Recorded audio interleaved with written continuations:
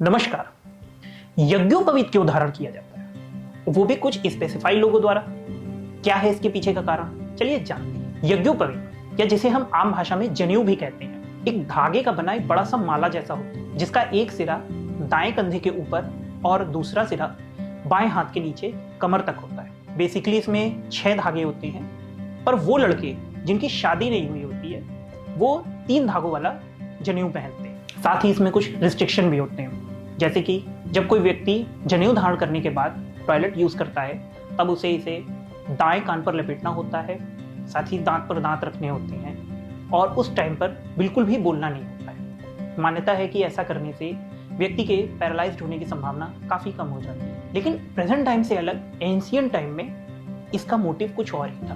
पहले के टाइम में शिक्षा गुरुकुलों के माध्यम से प्रदान की जाती थी। साथ ही गुरुकुलों में एडमिशन के टाइम पर बच्चों का उपनयन संस्कार किया जाता था।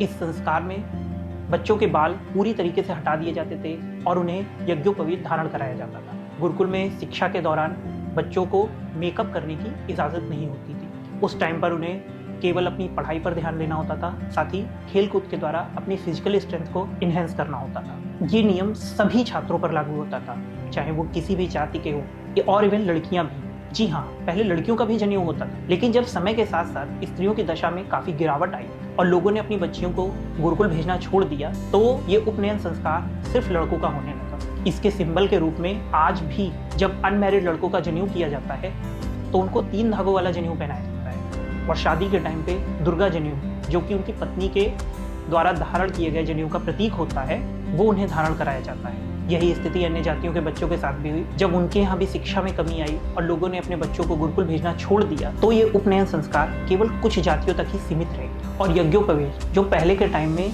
व्यक्ति के लिटरेट होने का एक सिंबल था, आज के टाइम में सिर्फ एक परंपरा बनकर है। आपको ये जानकारी कैसी लगी, हमें कमेंट सेक्शन में ज़रूर बताइए।